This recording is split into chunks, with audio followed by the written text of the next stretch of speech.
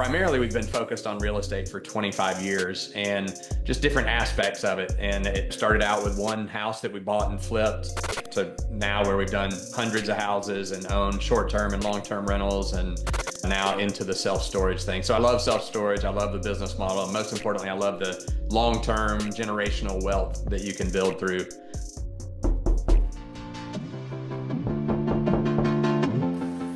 Who's this? Oh, you're an entrepreneur? Oh, you're a real estate investor. Oh, you're trying to learn from those who did it. Well, come into the lab then. Put your white coat on, gloves on, notepad, and let's build, y'all. This gentleman in the lab has flipped over 500 houses. That's right, houses, and has gone ahead and developed, works both on has owned short-term and long-term rentals, has raised private money for multiple projects, owns a private lending business, and is currently developing a 3-story Class A self-storage facility outside of Atlanta. And in addition to real estate, this gentleman has built and sold several companies in the consumer product space. Brandon Rickman, the investor in Atlanta, Georgia, married to his lovely wife, Kelly, for 23 years, and their 15-year-old son, who's a basketball player, has been part of the empire that they've been building. Not only has Brandon done this to, again, build it with those that he cares for, but he's been able to learn a lot of trials and tribulations along the years, what we call peaks and valleys, and he shares both. What it looks like to be at the top and what it looks like to be at the bottom, but it doesn't matter if you do not stop. What's more important is the person that you become on the other side of what you're facing, the resilience that you built, and of course, the vertically integrated businesses that can come from being able to, again, align one business to serve another. He's done this through private money lending, he's doing it through self-storage, and of course, he has also developed 100 new constructions of single-family homes, and being a licensed commercial and residential general contractor, you can see how Brandon is able to pick from the buckets that are most appropriate for the opportunity at hand. If you are trying to discover how you can, again, leverage not only an industry that, from the data standpoint, is very well orchestrated and reverse engineer for an exit strategically through REITs, and understand how you can actually use consumer product space to use that as a building block, if not the only experiment for you to focus on to build your empire, then you're going to want to tune in. There's lots of lessons, lots of humility, and lots of transparency of how he built this. Without further ado, Brandon Rickman. All right, so I'm going to make it easy for you. I'm going to throw you a slam dunk. We'll get right into it. I got Brandon Rickman here, the flip genius, right in the background here. I love the brand. Look, you're from Atlanta. I'm from Atlanta. We know Atlanta is one of the busiest airports in the nation. So if, I sit next to you, and I love to, network when I'm either on the plane or one of those nice lounges, and I say, hey, I'm Ruben, you're Brandon. You have an umbrella and a plethora of knowledge and a lot of different verticals you've been a part of. So if you and I meet, how do you introduce yourself and what do you say first? That's what I'm most curious about. I usually, when people say, what do you do? Or I meet someone for the first time, they say, what do you do? I say, oh, I'm in real estate. That's as simple as I can give it to them. And then they go, oh, you're an agent? No, not an agent, more on the investor side. And then depends on how knowledgeable they are. If they are knowledgeable about real estate or interested in real estate, then I'll tell them a little more in detail. Most of our day to day is flipping houses, so raising money and flipping houses. Yeah, and just for some context, the reason I'm even asking this, right, is for those of us who are just joining us here, we have, you've built and sold several companies, which I want to geek out about because I'm in this, I'm kind of in this mindset of, grow bigger by, uh, acquiring acquisitions. I love that. Hmm. So real estate investor, you flip 500 plus homes. You have private money, which you were talking about offline just now, private lending business, and Hmm. you're also doing self-storage. So, and you've developed, new construction, single family homes, and your license, etc., general contractor. So, it's interesting because for me, I wonder, what gets you out of bed, Brandon? What gets you the most excited, or what are you currently the most excited about now? And then I want to reverse engineer what were you most excited about before, and how did we transition? How did we even get here? So let's Yeah. reverse engineer. What are you most excited about today? What gets you out of bed if I say if you're able to wake up and do X, what is it that you like to do as an operator? I'm mostly interested in the self storage industry right now, and Mm, it took a while to get here. We'll come back around to that from where we started. There is a method to the madness of all the crazy stuff we've done, but it's all focused on real estate. Primarily, I did sell a few companies in the consumer products world, manufacturing consumer products and selling those to the big box retailers. Ended up selling a few of those companies, but primarily we've been focused on real estate for 25 years and just different aspects of it. And it, started out with one house that we bought and flipped, to now where we've done hundreds of houses and own short-term and long-term rentals, and now into the self-storage thing. So I love self-storage. I love the business model. And most importantly, I love the long-term generational wealth that you can build through self-storage. All right, so to someone who's listening who knows nothing about self-storage, I know uh, I'm a little privy to it, but again, not certainly not my niche. What is the thing, this uncut gem, for lack of better words, that is on the other side that maybe people just don't really see the opportunity, or maybe they just, you know, high barrier of entry? Help us out. What are we missing out on the other side that you can kind of just peel back the onions a little bit about how that niche asset class works? Yeah, I think one of the things, especially for people who are just getting started, is you don't have to be the operator of a self-storage facility.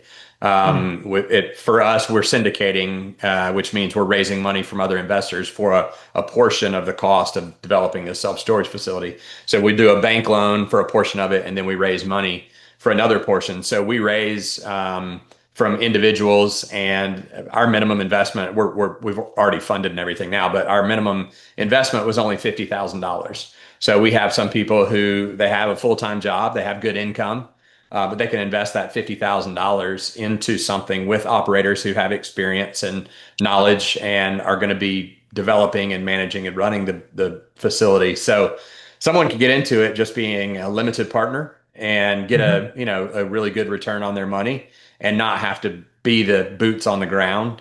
The thing I love about the industry compared to single family or even multifamily properties is you don't have to take care of toilets and trash and people coming and staying in a house or a multifamily property. People live there, so they're Yeah. there all the time. There's a lot of maintenance that you have to keep up with. In a self storage facility, people show up once a month or at the most, for an hour and get their stuff out or put more stuff in. So we have one bathroom, a male bathroom, a female bathroom, and then a break room for the employees, and that's it. The rest of it is just the storage unit. So it's very easy to maintain. The returns are great. It's actually the cost to build them is much less than a multifamily property, but the Mm. returns are about the same as far as per square foot price and income. So it's a great business model. It's the most recession proof part of real estate over the last 20 years. That's interesting. And so you guys are doing, what are you doing, 506B or 506C on those, or a little combination, or what are you doing on the 506C. C? 506C. Yeah, Okay, so accredited investors, really. that's right. Uh, Yep. Very interesting. And so help us out. What's the data telling us? Because I didn't know about this. The price per, you're saying the per square footage return is Hmm. very similar to say, commercial, multifamily, right? And Hmm. so what is if we think about the data, is it that folks are just storing things there and there's a very low turnover and you kind of set it and forget it? Or like who's coming in? Is it regular folks like us, or is it more B2B and you got these, companies who need to store equipment? Like is it a mixed bag? Help me understand who's coming through those doors. Yeah, it is a mixed bag. I would say the majority of it is individuals who are just storing extra stuff as they downsized or, sold a house and didn't want to get rid of things. I mean, everybody likes to keep their stuff, and it's crazy. A statistic across the country is that the demand requirements for self-storage is 10 square feet per person in the entire United States. So you need 10 square feet. I need 10 square feet. My wife needs 10 square feet. My son needs 10 square feet. That's what the demand is across the United States. And so now obviously if I'm renting a 10 by 10, that's 100 square feet, right? So that makes up for nine other people. But that's the demand is 10 square feet per person. So when we're looking for a new site, we'll find sites that have a high population, high vehicle count per day. So how many vehicles are passing the facility? And then the facility we're building right now in Lawrenceville, just outside of Atlanta, has a 3.5 square foot per capita. And 10 is what the demand is. So it's way, way, way under demand, which is why, we're building a new facility there. What does that last stat mean? The 3.5 square feet per capita versus the 10 square feet. So what does that mean for someone who's, including myself, who's not familiar with what you just said there? What is that? Can you unpack that? Yeah, so the 10 square foot per capita is basically saying for the amount of people who live in a 3 mile radius, each one of those Hmm. people needs 10 square feet of storage space. So at 3.5, you're way under the demand. If we found an area that we wanted to build and there was already 12 square feet per person in a 3 mile radius, that's overbuilt, and so we wouldn't build in that area. Does that make sense? Interesting. And how are Yeah. you So it's getting this data? Like, what's the source? Or do you have to pay to um, play? Or yeah, are pretty these like much. big brokerages who are like, this is like the co-stars of the world, or is this even deeper than that? Yeah, I mean, Radius Plus is a software that we use for that, Radius Uh-huh. Plus. And so it's specifically built for self-storage facilities. You can, like CoStar or the MLS, you can go in, you can search existing properties. You can do competitive analysis studies. It pulls average rents based on if it's non-climate or climate and each size unit, how much the average rents in that 1 mile, 3 mile, 5 mile radius are. So that's the main thing that we use is Radius Plus. We also do manual underwriting. If we're getting close on a project, we have people who actually do underwriting, but Radius Plus is where we start. Interesting. So I would imagine that similar to like any other asset class, there's economies of scale in one region, or do you feel that because it's pretty, from what I'm hearing, low maintenance, for lack of better words, that there's this opportunity where you can easily scale nationwide? What's your take on that? Yeah, I think it's for us at least, it's driven by what the REITs are interested in purchasing in the long run. So Mm. we know what their model is for public storage. Extra Space, some of the big REITs that are out there in our space, they don't like to develop their own properties. The amount of time and the amount of risk it takes to develop one of these properties, they're not comfortable with that. They're great operators. So normally what they'll do is they'll come to people like me and they'll buy a facility once we have it fully built and have our certificate of occupancy, or once it's 85% leased up. And obviously those prices are different. But they would rather come and buy a property from me after it's developed than to develop it themselves. So Mm. they like to buy generally 80,000 square feet or more. They know because they own so many facilities, they know how much they're going to charge. They know how much they're going to escalate prices every 3 months. And so that they have a great business model for that. There's other self-storage developers who focus more on single story, non-climate controlled in more rural areas. So they don't mind going into an area that has 20,000 people in a 3 mile radius. They're going to build 15,000 square feet of single storage, kind of the old single story, Mhm. non-climate controlled, long, skinny buildings. They'll do those, which again are great cash flow. A little bit harder to lease up because you don't have as much demand, you don't have as many people. So we're looking for our specific business, like I mentioned, we're looking for something we can build that's more than 80,000 square feet. We want a lot of vehicles per day passing in front of the facility. We want a high population in a 3 mile radius, and then we want that low square foot per capita in a 3 mile radius. So we know that there's a lot of demand there. And what it sounds like you're doing, Brandon, it sounds, and for those who are not familiar, REIT is a real estate investment trust. It sounds like you're reverse engineering the exit based on the buyer on the other side, which you're saying is these REITs are Mhm. actually interested in these specific criteria. So you make that your criteria going in. Is that right? That is absolutely correct. And a lot of people don't realize that public storage, extra space, they will actually manage a facility for you.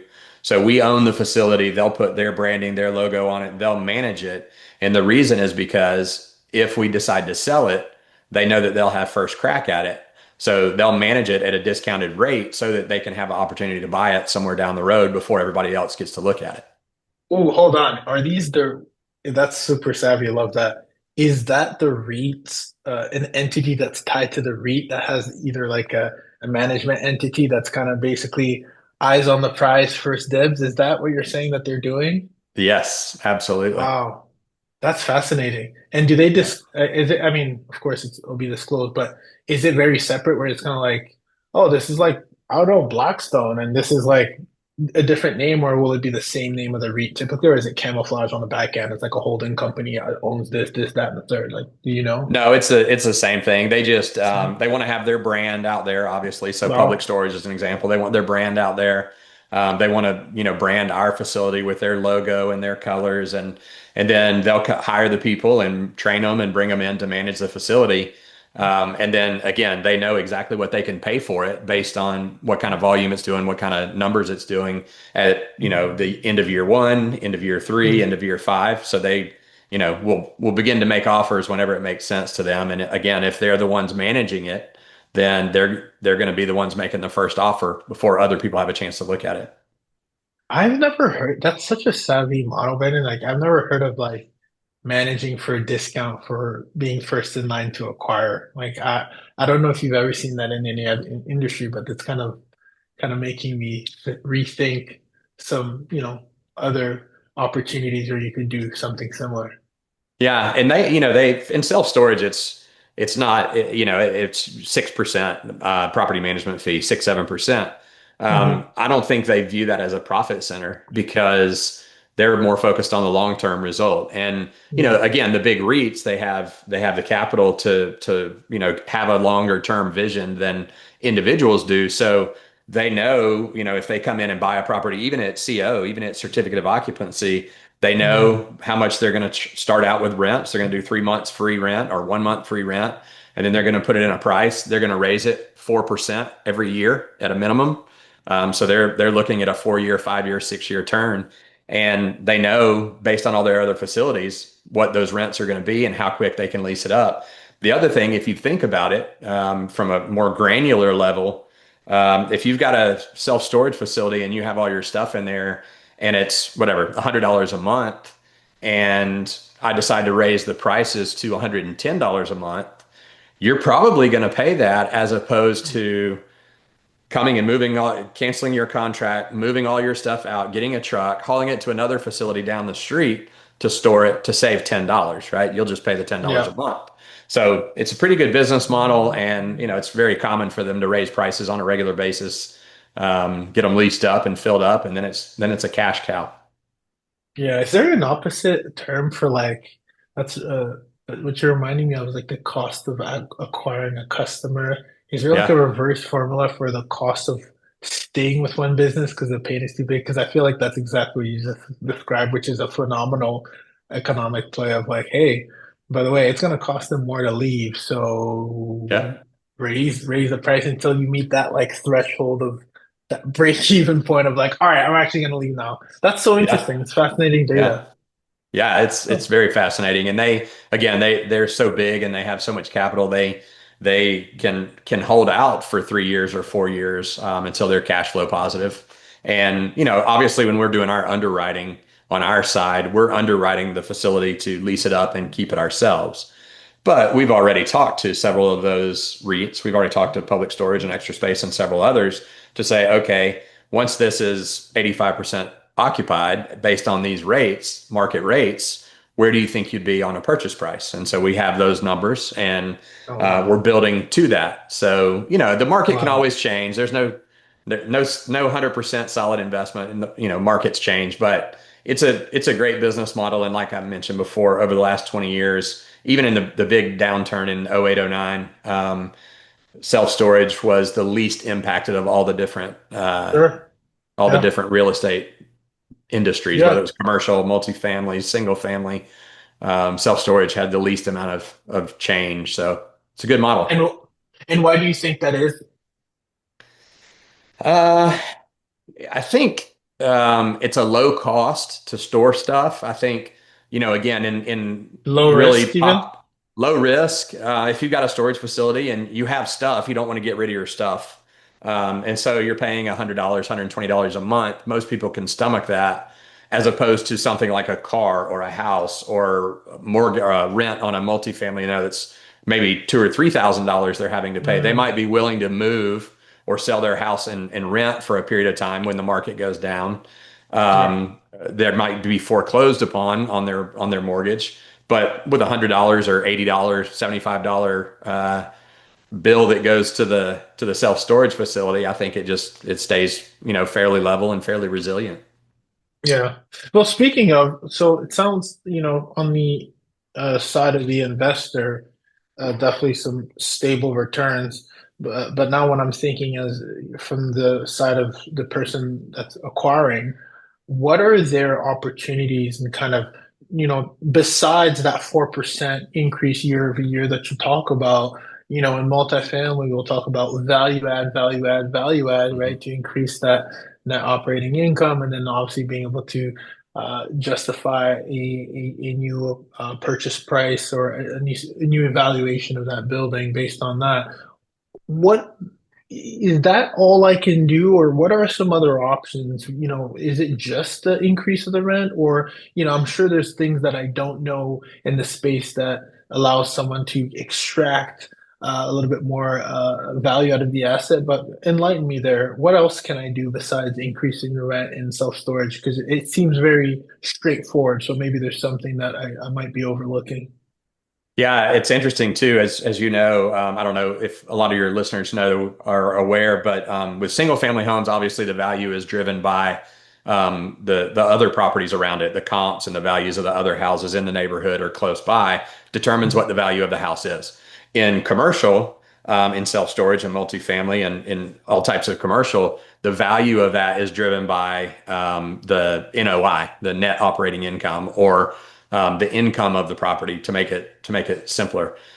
So by changing the income, you change the value of the property. So if I increase income, I've just increased the value of my property. Again, very basic explanation there, but you know it very well. But so the question that you're asking is, you have, let's say, you're completely leased up on your facility, and you have $85,000 a month of NOI, net operating income. So that's income minus the expenses is your NOI. So let's say that number is $85,000.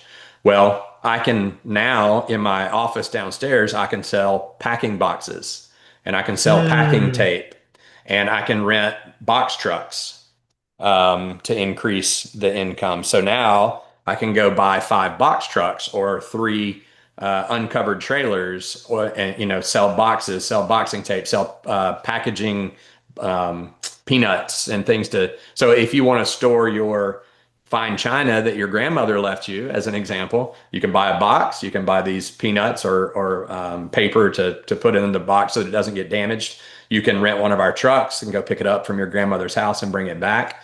So all of those things you can do to add more income to the property, which increases our value of the property. oh, wow, that's fascinating. So you're really now kind of also tapping into the hospitality slash service type business, or help me understand. I would imagine, is it as simple? I shouldn't say simple because there's always a process behind, but is it kind of like the process of renting a U-Haul truck? I know they made it super very easy, streamlined, where you can go online, pick your zip code, book it, or is it more on site? You would have to have someone there. Like, help me understand. How do you actually streamline that? Do you build a website and you build services and you upsell people, or how is? I understand what you're saying, but I'm curious as to how you're actually rolling that out as an operator who's really good at real estate and maybe not so good on the digital marketing side. Is that, or do you hire a third party? Do you roll it out yourself? How do you actually do that? Most people do it in house. It's not very difficult. It's Okay. mostly done in the facility. So Okay. of course, public storage. U-Haul, you mentioned, is a big Mhm. player in the self-storage industry now. So they're obviously known for truck rentals and car rentals and stuff like that. But now they're a huge player in the self-storage industry, and they're one of the first to really focus on doing both of those things. So you can I rent didn't know a that. facility, and you can also rent a U-Haul truck there. Some of their places, if you just wanted to go rent a truck and you're not interested in a self-storage facility, you actually go to a U-Haul self-storage facility to pick up the truck that you're Mm, renting. So they're one of the first ones to kind of do that. But most of the non-REIT owned companies that are doing it, they would just have on their website, they would say, something like, we offer packing boxes, we offer rental trucks, call us to find out more. Certainly, when you go in, they have advertisements for it. They'll have a little section with the boxes and materials over there. So a lot of it's just through foot traffic. They're not doing it as a separate standalone kind of marketing out for that part of the business. I think it's more yeah. just adding on to the people who are coming in, walk-in traffic. Got it. Yeah. So no, some of my peers, own boutique hotels and stuff like that. And, there's two different types. There's one where it's kind of like, you don't need someone at the front desk, because they're Mhm. self-operated, smart locks, you name it, right? Kind of brought from the short-term rental world. And then Mhm. some obviously very different feel. You would need someone at the front desk.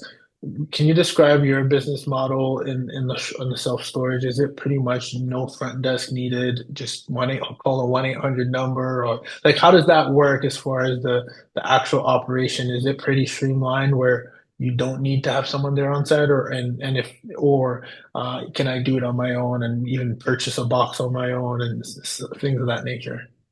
Yeah, I think so. Both are options. The first one is, and what a lot of people love to do, again, if they're focused on holding the facility themselves and trying to make it as automated as possible, is obviously fencing in the entire property. They have a gate that you have to access with a code. There is no front office. You can go. There's a kiosk that is built for self-storage facility. You go to the kiosk. You can lease a space from there. It'll show you the open spaces. You get a code, and then you can set it up for auto pay on your credit card every month, right from the kiosk at a facility.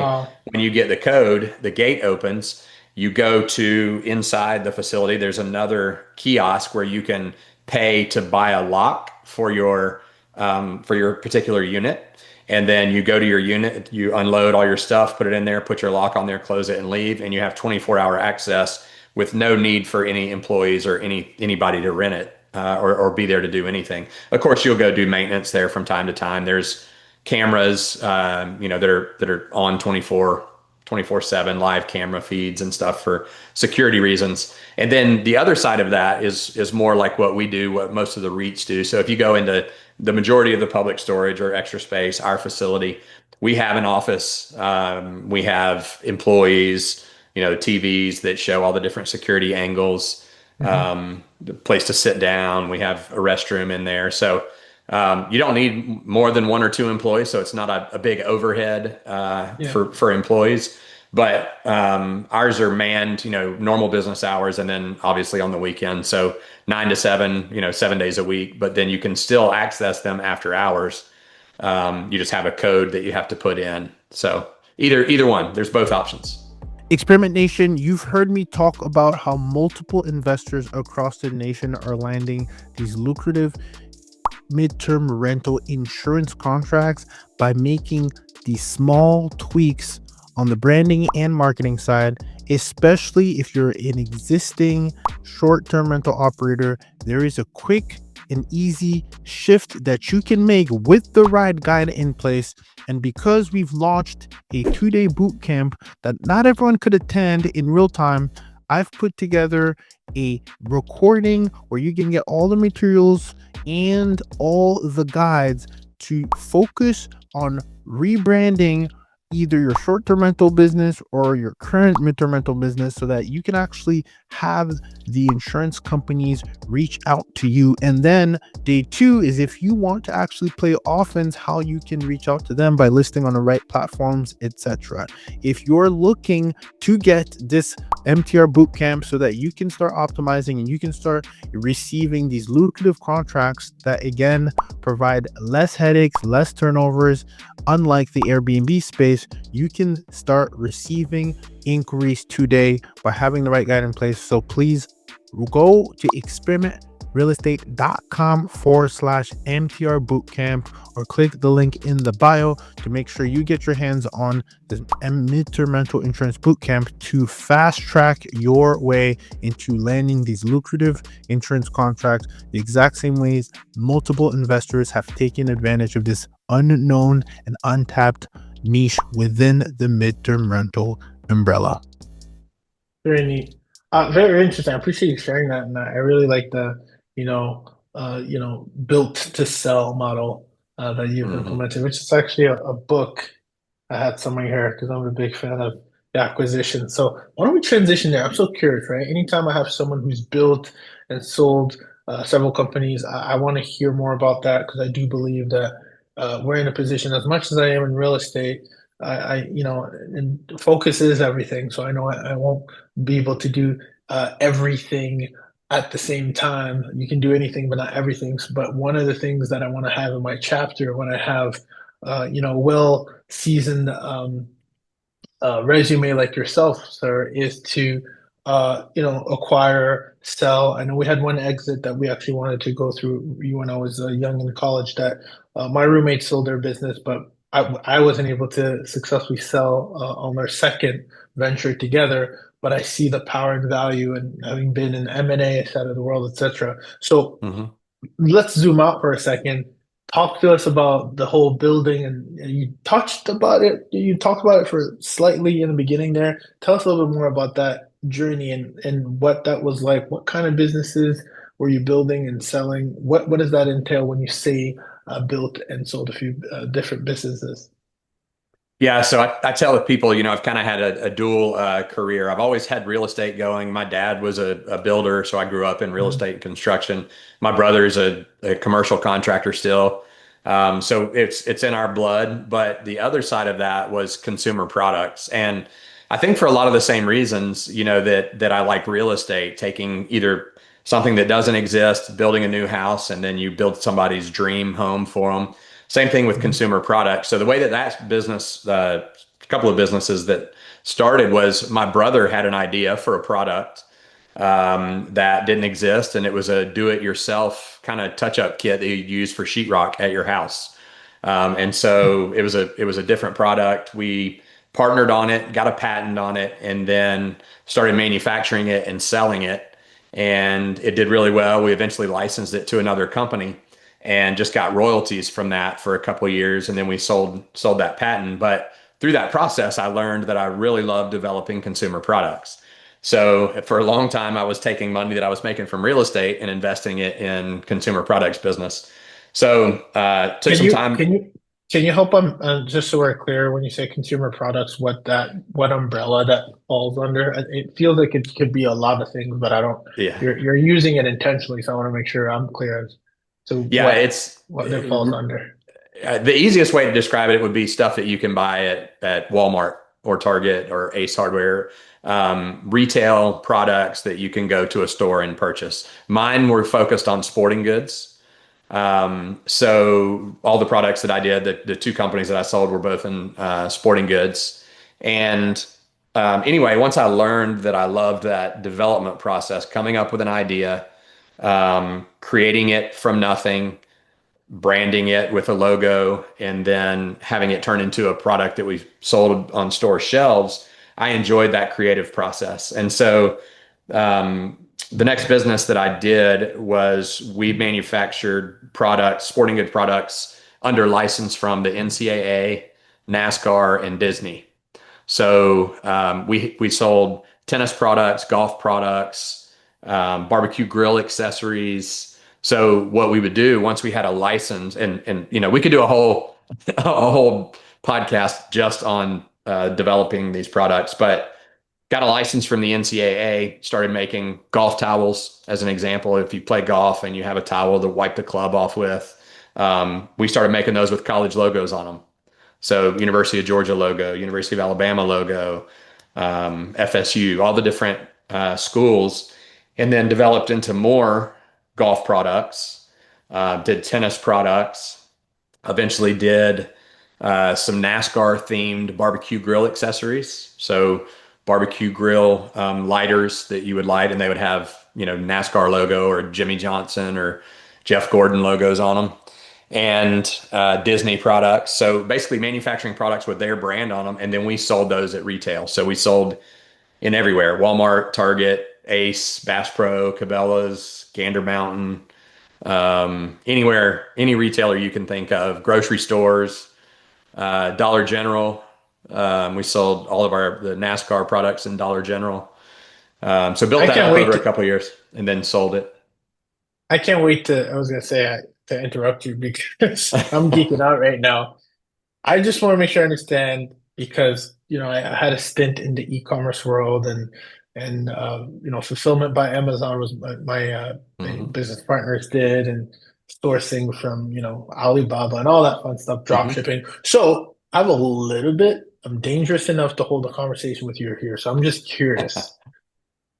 When you pick these products, these are not new products per se. There's a proof of concept in the marketplace that there's actually demand for them. Am I right or wrong? You're right. And most of them, when we started, it was, you can use a non-branded golf bag. But if you're a crazy Georgia Bulldog fan and you can buy a Georgia Bulldog golf bag or a Georgia Bulldog club cover or towel or tennis bag, we did tennis bags.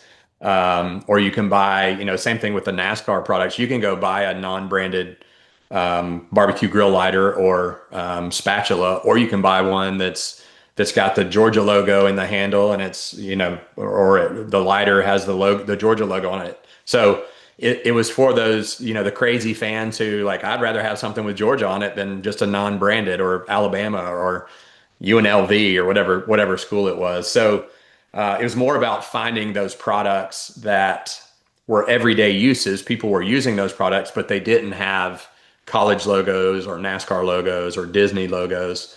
And so, we were able to license those brands and put those out into the market. Now, Brandon, when you get those licenses from those brands, is it exclusive to you or you're another uh, distributor, for lack of a better words, or how does that work? Is that exclusive to you? Not exclusive. It used to be long ago. It Mhm. was exclusive, and now they've made it non-exclusive. So, and if you think of it like from some of the highly competitive products, like T-shirts, as an example, there's a lot of different companies that make NCAA branded Right, T-shirts. right. So those that are highly competitive, they actually have a bidding process. You have to give a minimum guarantee, and it may be 1 million, 2 million, $3 million a year in royalties that you're going to pay um, by making these T-shirts. So our products at the time didn't have that kind of demand. They were not, T-shirts or hats or some of those that were super competitive. So we did have yearly minimums that we had to guarantee, but they were more like $50,000 a year instead of $1 million a year. So at the time when we first started doing it, there were no other competitors who were doing the towels, the tennis bags, several of the tennis products, several of the golf products. We were the only company doing them, which is why we ended up selling the company after running it for several years and building it up. Well, there was another big player who was already making a lot of golf and tennis products. They wanted to get licensing for all of their products, and it was cheaper for them to buy my company than it was for them to spend the time and energy and effort to go to all those different colleges and universities and brands and try to license them. So they approached me about buying my company, and they did, and I stayed on with them for about 2 years and then moved on. Now, did you do several of these? Because I could see this being like a strategy very similar to the way you're approaching. It's all starting to make sense. I'm figuring out like a puzzle, right? The Yeah. exact same way you're building with the end in mind with the REITs. It's like, okay, we're going to build this thing. We're going to have and I actually didn't even ask you, I'll try to put a bow on this here, on this thought process that I'm thinking. How long do you typically would you syndicate a self-storage facility, and then how long until you plan the exit? Is it like a 5 year run? It's usually 1 to 3 years. It could be one if we sell the facility at CO, at certificate of occupancy. Mhm. Based on the offer price, then it could be a 1 year turn for our investors. Our underwriting shows it for 3 years, so it's usually about a year to build the facility Okay. and then 2 years to lease it up. At 85% lease up, that's when the big REITs will pay the most money. So that's kind of the third year is the anticipated exit time. But again, we did our underwriting to hold on to it. So if we decided not to sell it and hold on to it, it's still cash flow a lot, and the investors would get their return going forward. Okay, so about a 3-year window, for lack of better words, Hmm. right? Yeah. Was it similar for the consumer products? How many exits did you have? Was it because I've heard of roll ups and all that fun stuff, and I don't know if you were trying to plan that, but like, did you have multiple exits where you're kind of like selling some IP here and like maybe you're selling? I don't know. You tell me. Was it strategic in that sense, or it kind of just came knocking on your door and then I'll sell, or you were more like, you know what, I'm going to sell every 2 years. I'm going to build this thing out, build it out like I did before, and sell it. No, it's I would say there were many more exits, but only a few successful exits, if that makes Oh, sense. interesting. Yeah, Yeah. so as an entrepreneur, you have the blessing and the curse. I guess I Oh joke yeah. and say that it's a blessing, but I'm not motivated by a dollar amount. I'm not motivated by that has never gotten me out of bed. I don't have a number in my head that I want to make or want to do. It's just the chase. It's the game of starting something from nothing and building it up. And then eventually, when that gets to a point where either an offer is made or I decide I want to do something else, then I go sell it. So, I like to tell people you're not a real entrepreneur until you've crashed at least one into the ground. As an entrepreneur, I've started and ran, lots of businesses, and fortunately, the successful exits were much larger than the ones we lost. But I did have another consumer products business that I sold. After that one, I love to fish. I'm a fisherman. My son loves to fish, and so I found a company that had some patented products. Ended up buying the company, and then taking because I had relationships with all of those retailers that I told you about, Walmart and Bass Pro and Cabela's, from selling them the products in the previous company.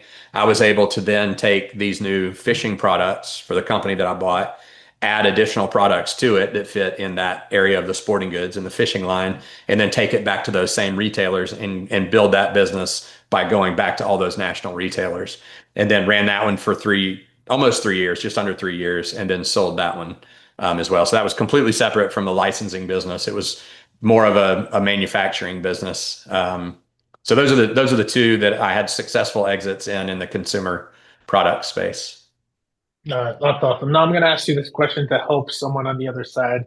And there's number one, there's two things, right? There might be a listener out there. There's two listeners, right? Either one who's in the stage, it's either going to be they're at the peak or they're headed towards what is it? Throw in the whatever, the the high and the lows, Peak or the right? valley. The Yeah. peak or the valley. Thank you.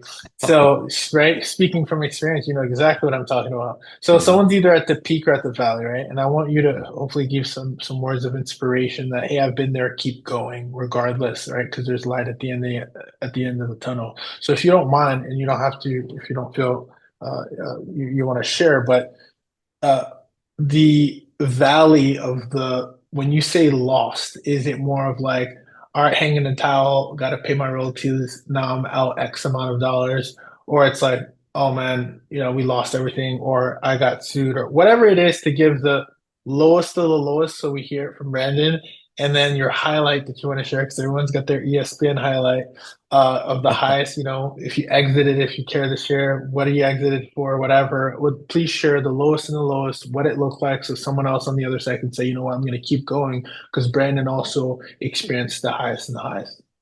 Yeah, I love that. That's a great question. I've often thought, it'd be neat to see a YouTube channel or a podcast of all you hear about are people's failures, right? Because most Yeah. of the time it's always about, hey, look at me, I'm doing this, or I've been this successful, and we want to listen to people who have been successful. But the reality is, for anybody who's done it more than one time, there are some valleys for sure. There are some businesses we had to shut down. There's times we lost money and had to move on. And those are difficult. They're not only are you losing money, but they're super emotional.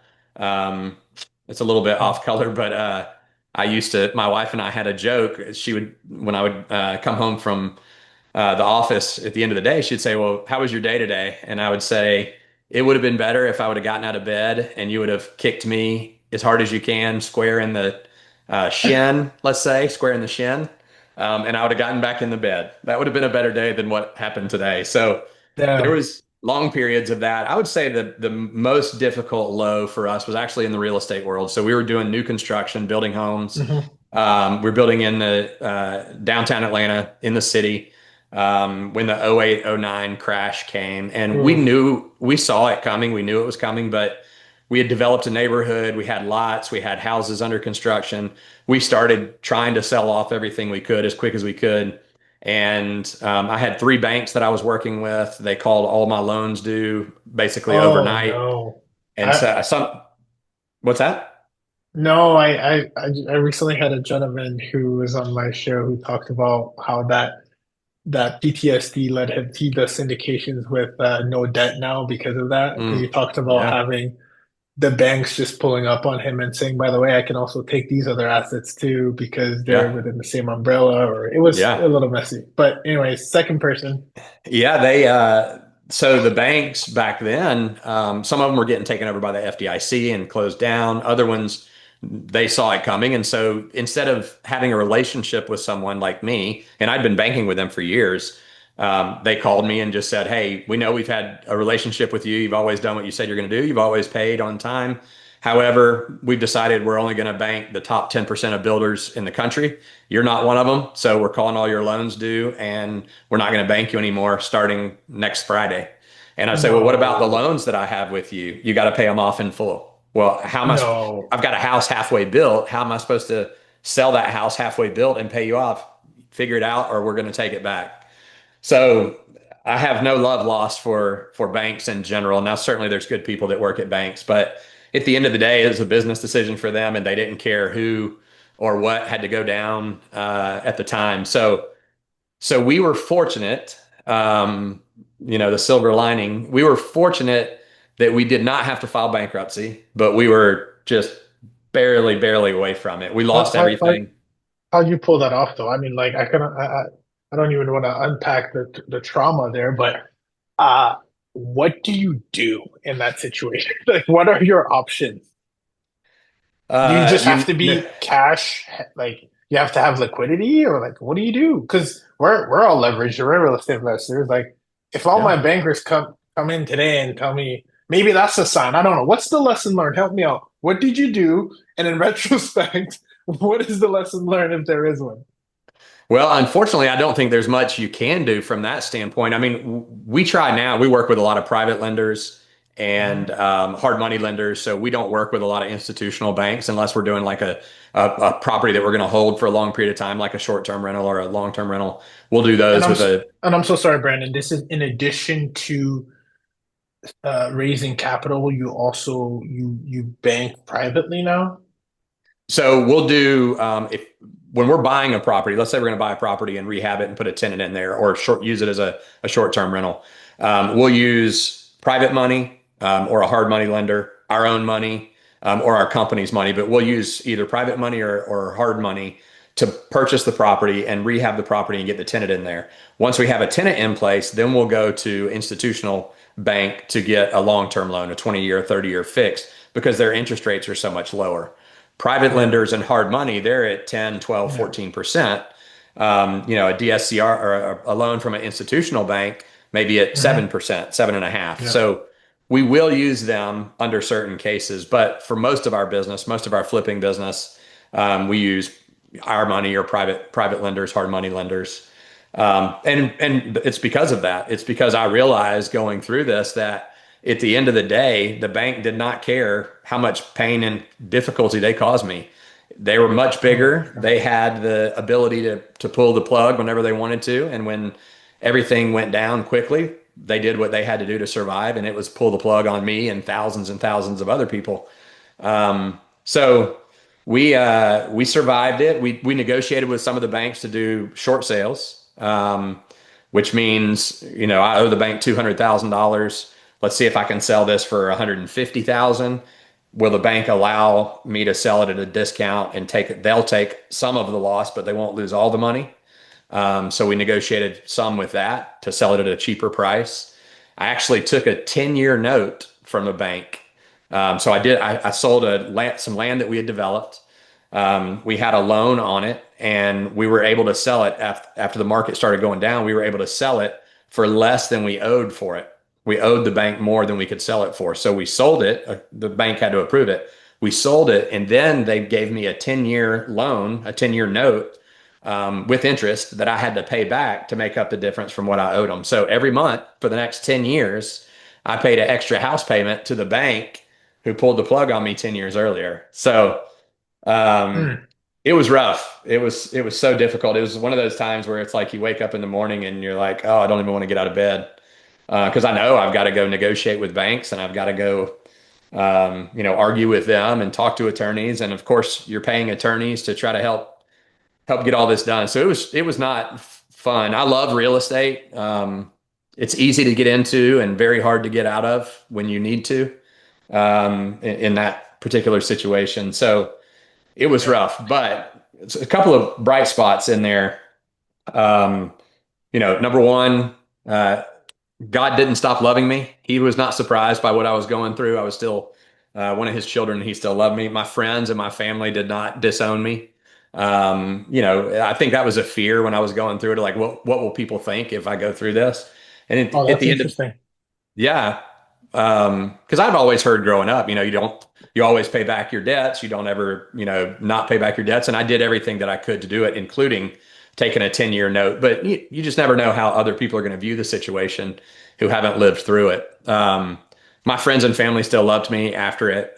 We survived. I actually met some great people that I spent a lot of time with who had been through similar stuff. And they're like, hey, keep trucking, keep your head up. There'll be another opportunity. Just you got to make it through. So it's like just get up each day and put your socks and shoes on and start, just going after it again. Um, and so we were able to, with that 10-year note and with negotiating with banks, we were able to sell off the properties. Um, Interestingly, at that same time, or a couple of years later, one of those banks came back to us, and I had sold the licensing company, and so I had capital that I could pay them for the two lots. It was two lots that they were coming after me for. And so I was able to pay off those two lots because I just sold the other company. And then I owned the two lots, which I kept and later built on. Um, so it was a difficult time, but we made it through. We survived and learned a lot. Grew from it. I think you grow more from the difficulties than you do from the easy times. And I'll also say Mm. this: it makes you more resilient too, which I think is key in business and being successful in any business. Is most people quit when things get difficult or when they get knocked down or when they get kicked in the shin every day for a while. They quit and they go back to something more comfortable. And I think being resilient is probably one of the most important factors of being an entrepreneur and being in business. And for me, I'm rambling a lot here. So you went to my emotional state, and now I'm just rambling about this going through all this time. But um, I think the thing for me is after having gone through it, I survived it. I didn't lose Mm. my friends. I didn't lose my family. I didn't lose my faith. Yeah, I lost some money, but anyway, at the end of the day, I survived it. Well, the next time I started a business, it's like, you know what? There's not, even if this thing doesn't work, I'm going to survive. I'm going to be okay. So I'm more Yeah. resilient going into it after having gone through it and learning from it and growing from it than I was before I went through the difficulty. Yeah. Hearing you say that, Brandon, um, I could understand the resilience that you have now post having gone through it. But what made you not quit the first time it came around? This big burden on your chest. Yeah, I think being surrounded by good people who are keeping me focused on the right things, on what mattered, which was family, friends, faith, my faith. I'll tell you a great story, and I always say one of the most important things about being a successful entrepreneur is having a supportive spouse. It's hard enough to go out there and do what we do on a day-to-day basis. Everybody wants to be an entrepreneur and wants to own their own business. But at the end of the day, I'm the last one that gets paid. My employees have to get paid. They have families, they have kids, they need to get paid. And there's many times where we would go without a paycheck for long periods of time when things were not going well. But my wife, we've been married for 24 years, and she is so supportive. I tell people I'm the gas pedal and she's the brake, but she's super supportive. And I remember we were going through this period, and I was freaking out one day, and I was like, "Honey, what are we going to do? The bank's coming after us. They're trying to take our property." And she said, "Well, what's the worst thing they can do?" And I said, "I don't know. They may try to take our house." And she said, "They can't kill us, can they?" And I said, "Well, no, I don't think they're going to kill us." And she said, "Okay, well, if they take our house, we'll go move into an apartment." And she said, "It might be kind of fun. I've never lived in an apartment before, but we'll survive." And so it was just that encouragement that, like, we're going to be okay no matter what happens. We're going to survive. And having somebody who's supportive and encouraging and behind you, like, I know it's hard. I know it sucks. Every day is difficult, but I'm here and we're going to be okay, was huge. And that's what helped me get through that difficult time. That's huge. I love that you mentioned that. Friends, family, faith, and a supportive spouse. That's Yeah. the secret formula. Yeah. Thank you for sharing that, because I think it's important, and I think what's also important is just highlighting. You hear a lot of highlights on even social media or even these podcasts. It's an hour long, but we're really highlighting a decades worth of valleys and peaks and Hmm. valleys. So just to bring that point home, and I appreciate you sharing that. How long did that season last? Because I think it's important that we show highlights, but they're just highlights. There's a lot of sacrifice that takes place. So just for context, I think it'd be helpful to how long did that actually last? That period that you were in, you're kind of crawling out of what was kind of came down on you. Yeah, it was probably 2 years of pretty heavy slog. And then it kind of disappeared for about a year and then came back about a year later. Oh, So it's about 3 years altogether, but really 2 years of heavy lifting, and then things smoothed out. And then the third one was the third year was just when one of the banks that I had the two lots loans with got taken over by the FDIC. And so I had been paying for the lots. We were trying to get building permits for them. And then all of a sudden, my checks were being returned. I found out the bank had been taken over by the FDIC. So there was nowhere for me to pay for those two lots. And I kept trying to figure out who was an attorney that was dealing with it. And it's basically like they just disappeared overnight. And so I eventually found an attorney's name, and I called and left them about 10 voicemails, and they never returned my call. So a year after this 2 year slog, it actually started before that, but this third year, Saturday morning, somebody shows up at my door and knocks on my door, and it's a new bank who bought the debt from the FDIC, and now was they're going cleaning up back the to yeah. collect. Yeah.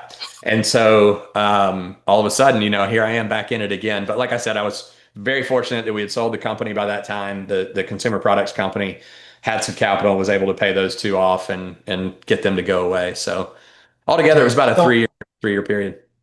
thanks for sharing that. Just because there might be someone who's in their fourth year and they're encountering a 2 month slug, and I think it's important to understand for perspective if you want to be, a player, like you said, or an entrepreneur.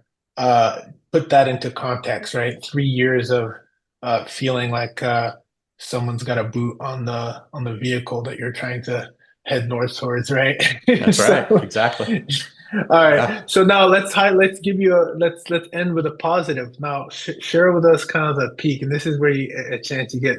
It's funny because I find that I do like the entrepreneurship world because I feel like we can comfortably talk about our successes. It's a little bit different than like the corporate world where everything's hidden and stuff.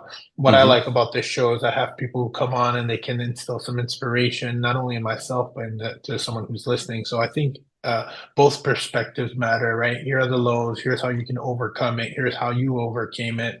And then by the way, here's how high you can soar. So if you don't mind sharing, maybe like one of your biggest either exits or possibly your biggest deal that you feel was the highest ROI for your investors, whatever that is. I think I'd be more interested to hear on your because I'm on the buying and building and selling side. I'd love to kind of hear where that landed you and how that was a catalyst for what you're doing now.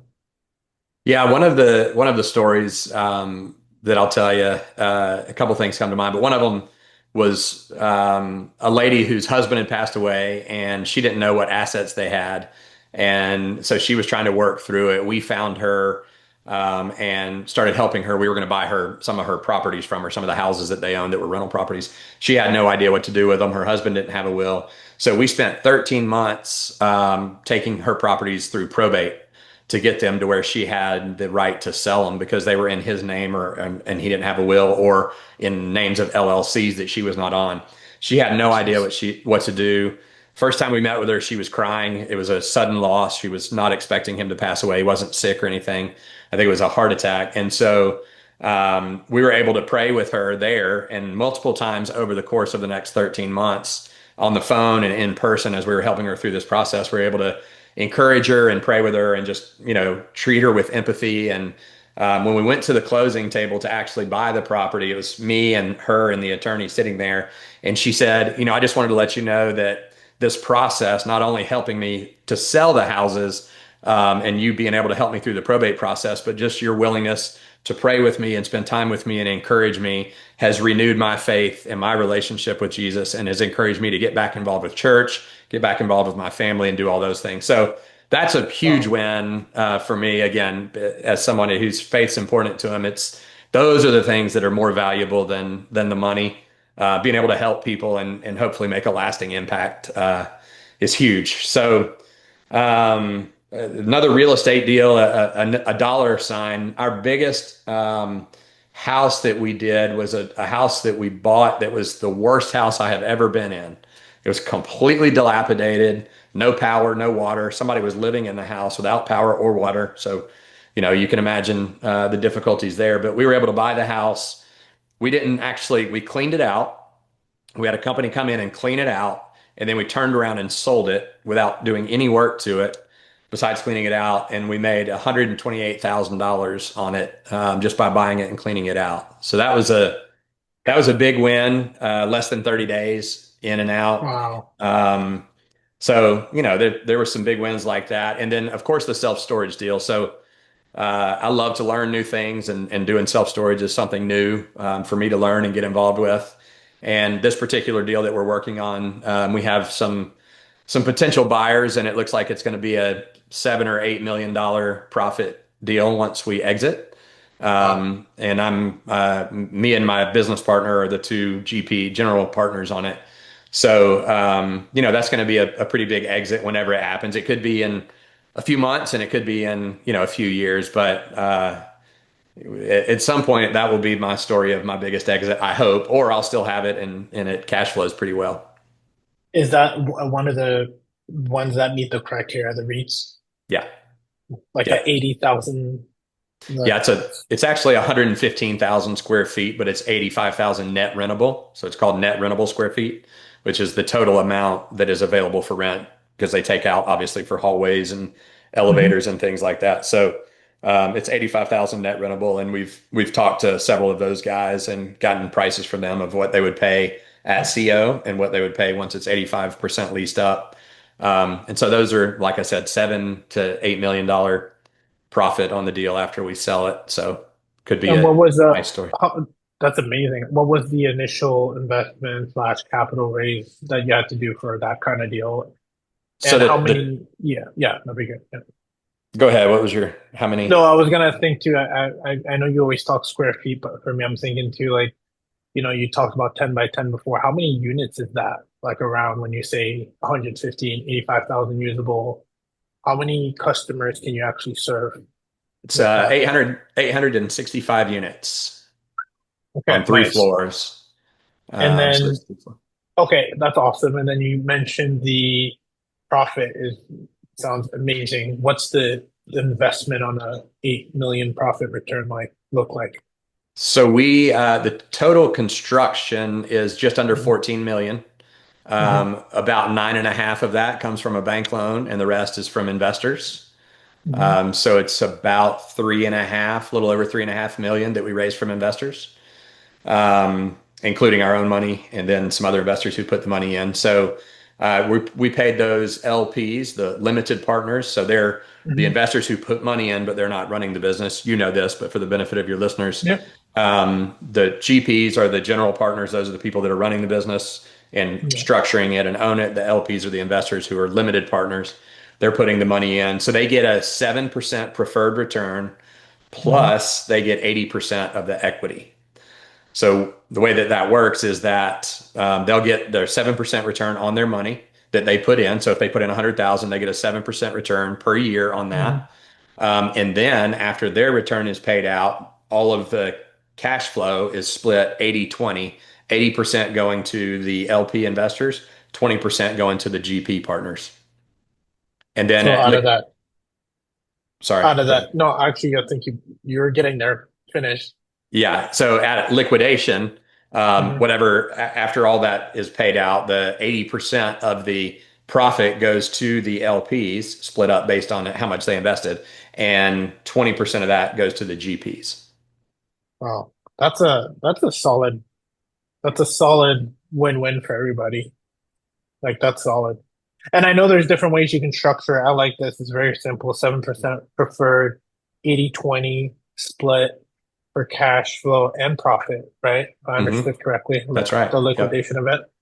Yep. And then you're saying you bought this for 14 million, you got about 9 million from the bank and three raised. 9.5 and 3.5. Yeah. That's Yep. awesome.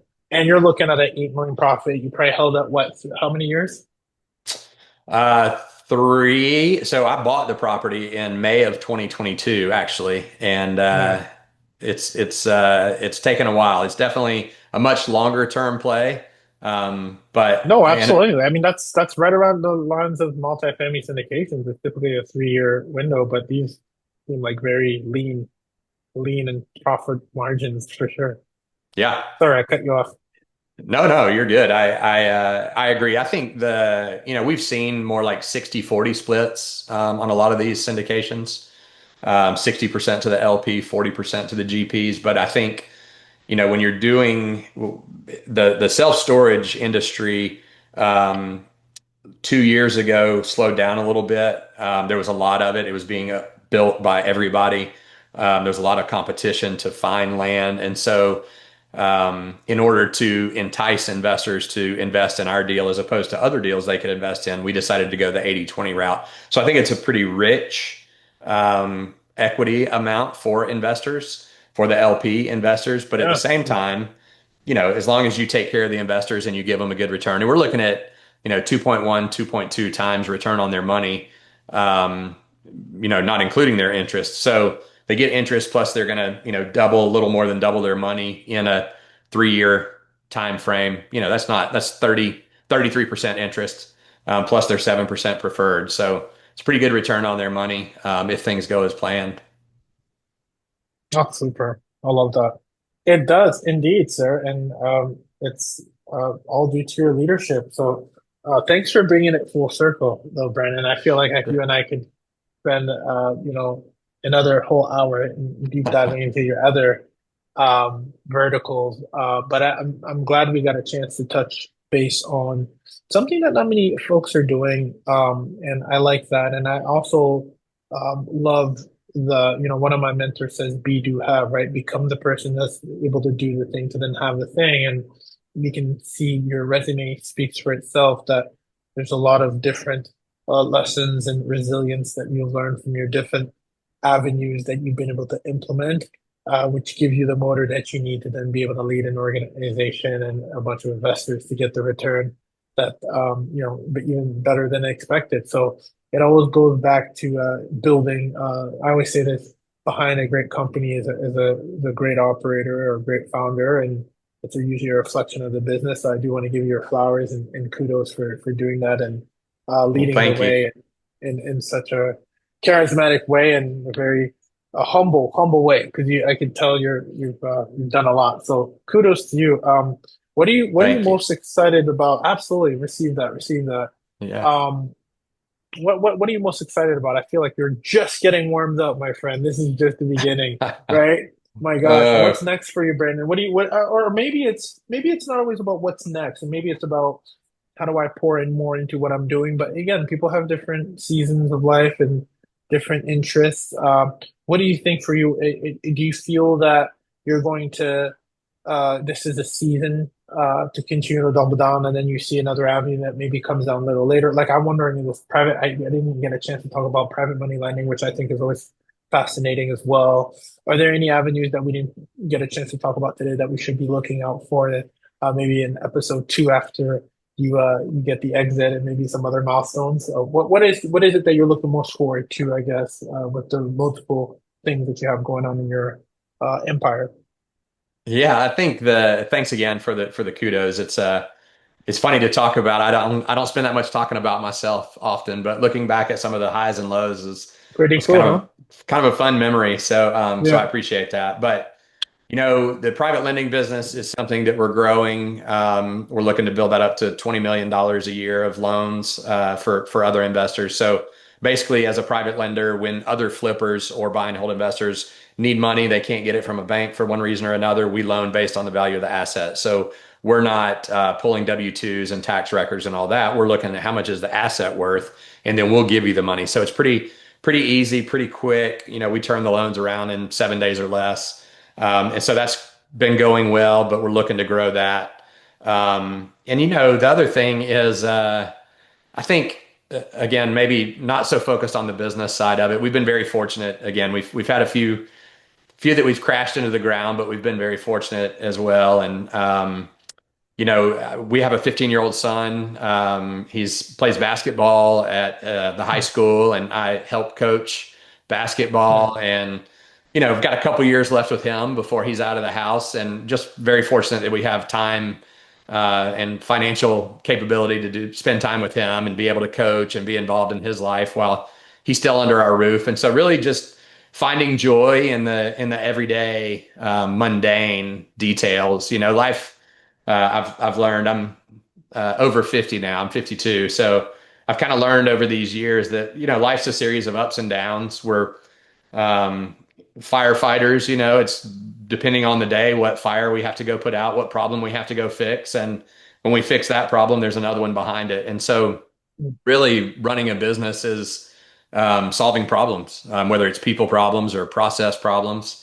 And so you have to enjoy the process. And I think that's why I would say finding joy in just the everyday things that you do, whether it's spending time with my son or my wife, or whether it's helping solve problems at work.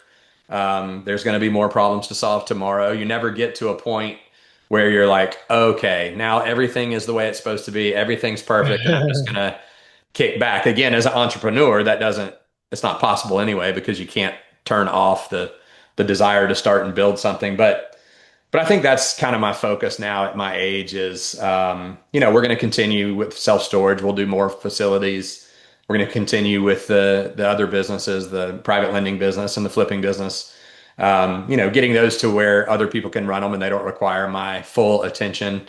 And then just enjoying the time that we have, enjoying each day, living with joy each day, and trying to help other people, trying to, teach. Yeah. Obviously, we do some mentoring with other people, teaching them how to flip houses. And so helping kind of the next generation learn from what we've done and from our mistakes, and kind of grow so that they can, live whatever their dream is, whatever their goal is, they can learn how to do that and live that dream themselves.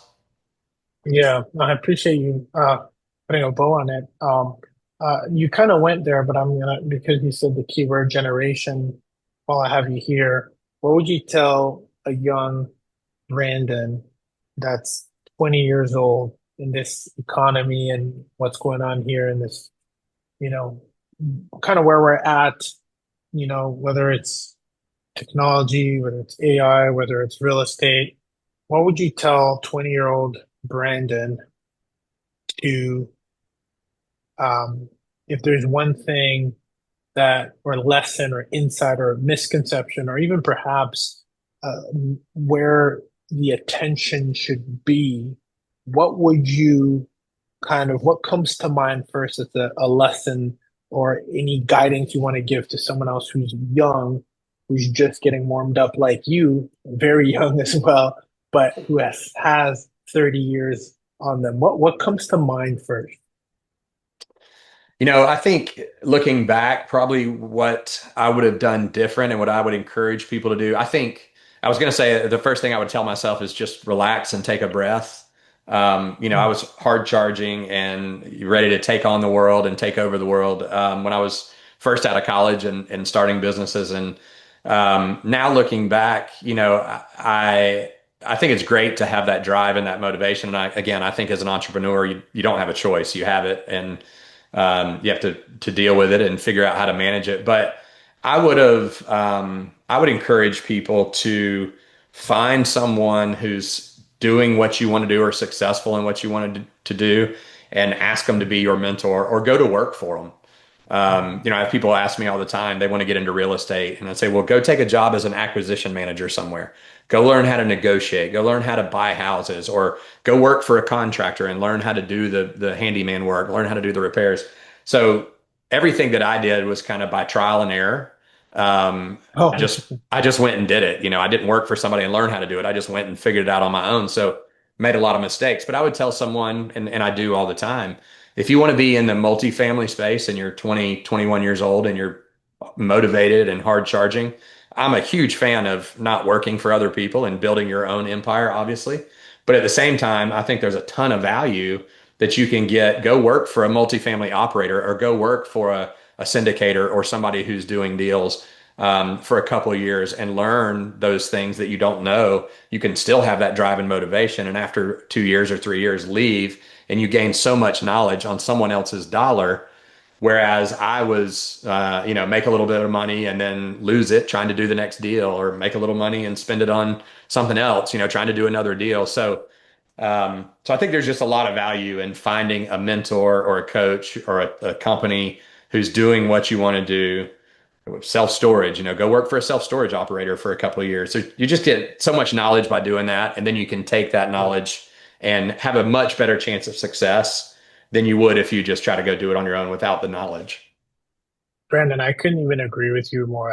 That's such a prevalent topic right now that I just heard again, and I think it's probably the best advice that you can give because I truly believe, or for what it's worth, even if you think you're interested in doing something, getting a paid internship to do it and seeing what it takes to be a driven, leader, like something they're are not taught, they're caught, right? Being in the Hmm. proximity of that environment and seeing how, oh wow, this is actually what it takes to actually get these kind of results. Oh, and Yeah. this is how calm and composed they are going through, a challenge, like everything you can pick up. And I think that's one of the best things. And I'm so glad it's so interesting, having done 300 plus episodes, success leaves clues, and it's not by chance that that was your answer.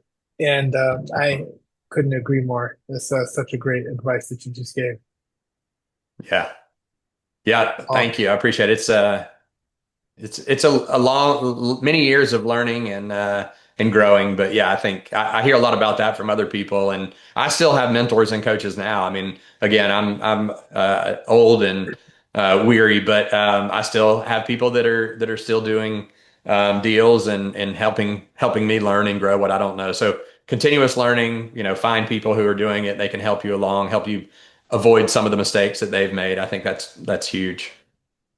yeah, and I think what you meant, Brandon, is that you're wise and still driven. So I'm going to correct you on that. Not old and weary.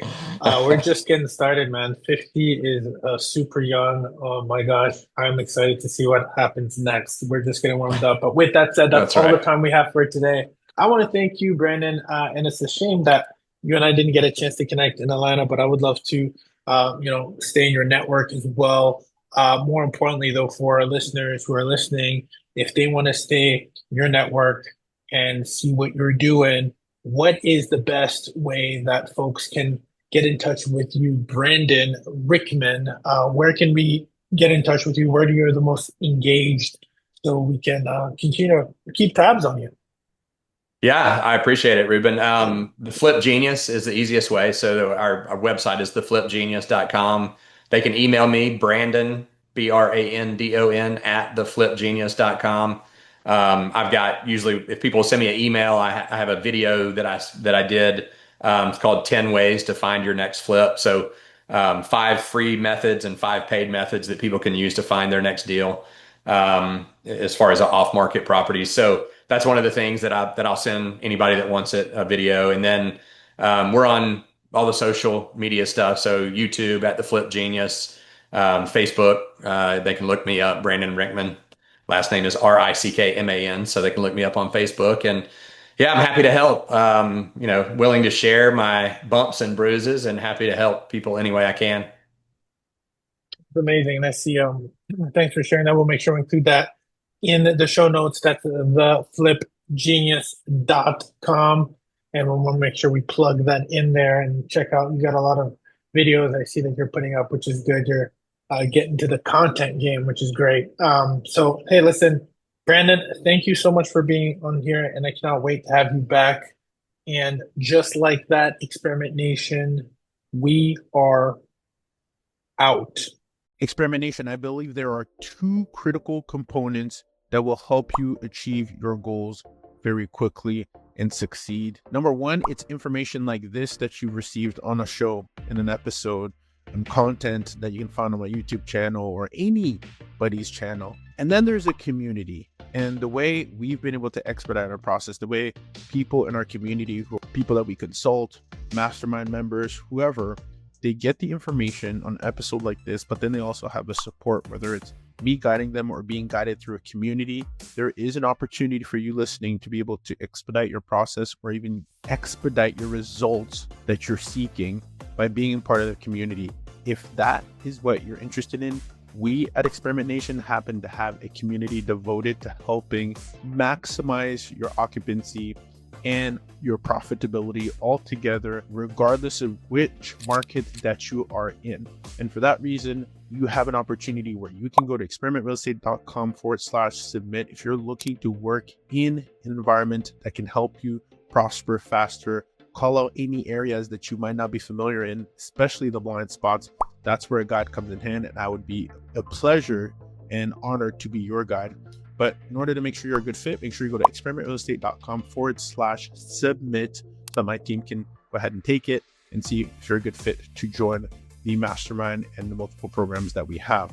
In addition to that, I'm also now a YouTube partner, which means that I want to give you more access to information, more access to Q&As, more access to the questions that actually come out of our mastermind to help people expedite the process. We've seen people get anywhere from $4,000 to $5,000 to $6,000 to even $7,000 a month net on just one door by applying the strategies that we use by working with corporations and furnished accommodation in a very strategic way. So if you're interested, make sure you also subscribe, because I'm going to have different tiers that's on YouTube now that we've become YouTube partner, to continue to be the bridge to your success in your lab. And your lab means your life, your goals, or wherever you're trying to head. So make sure you also hit the subscribe button on my YouTube channel. That's youtube.com/real estate experiment. We'll be there. You can also look us up at Midterm Rental Insurance Experiment. We will be there. Make sure you hit the subscribe, because that's when you'll know the tiers that are available to you that make sense for you, your marketplace, for your results. Remember, you're only one experiment away. Let's build.